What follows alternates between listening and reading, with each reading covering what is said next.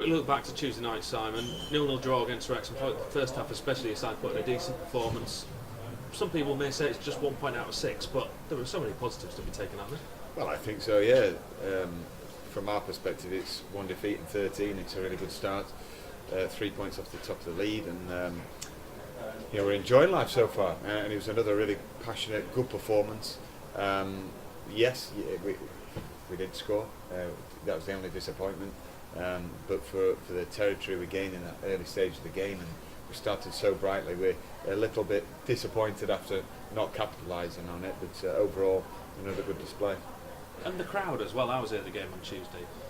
It just shows how far this club's progressed. The two crowds you've had here in the last 7 days. Amazing, and within this stadium it's a fantastic atmosphere. The numbers have come through, and as we thought they would, and it's a very, very positive club to be at the minute, and the fans are playing a major part in that. A couple of away games now. Boreham with the first one up on Saturday. What can you tell us about the opposition that you're going to face? Well, I had a really good win. Only the start of last week against Sutton, so that was a convincing win, 4-0, and we know how good Sutton are as a unit, and they don't regularly concede many goals. They pose a threat from set plays and direct, strong play, and they've got a lot of powerful bodies in their lineup. We'll continue to watch their coverage on the computer today and tomorrow, and we'll be prepared for it. But we just got to make sure the energy levels are allowed to recover, and they're right up there again on Saturday, which is going to be another difficult game. Do you think they've maybe been hit by the same problem that affects lots of teams who failed to go through the playoffs? They lost in the playoff final to Tranmere, and they start a little bit slower the following season. They have to get over that disappointment. Yeah, I mean, I've played in playoffs and not gone up, and sometimes it can have an effect, but I think they're probably through that period now, and if there ever was a hangover there, I don't know, but that win will have given them confidence. Obviously didn't go their way the other night, but it was a tight game. Your side, any injury worries that you've got looking into the game?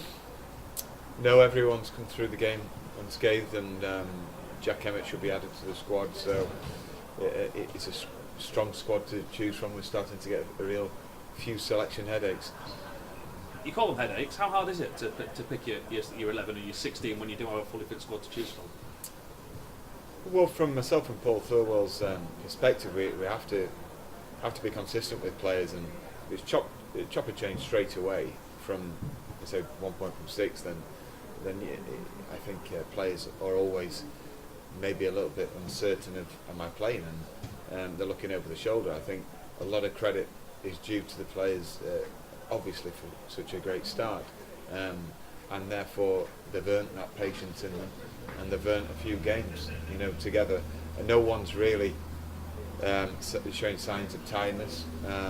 The way we started so aggressively, and we're known for, I think, the fitness levels and the energy. So I don't think you should complicate it and actually invite any undue discontent in the camp by just being chop and change.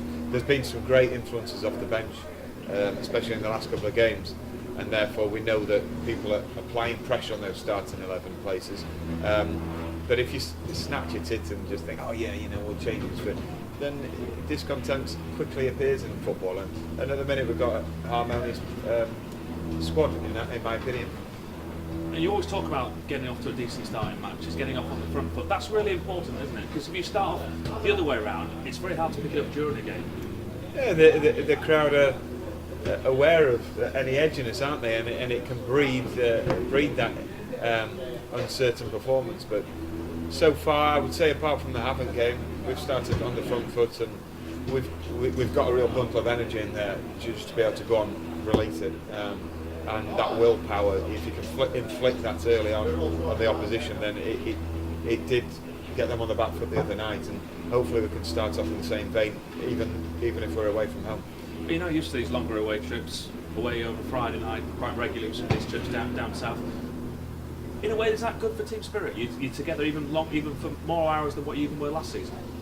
Absolutely. They get the cards going, probably like most team buses do, but they get on really well. They've got things in common. They're of largely the same age grouping, and they've got shared purpose throughout the squad and backroom staff. So we all want to do well. So it's a good fit for everyone.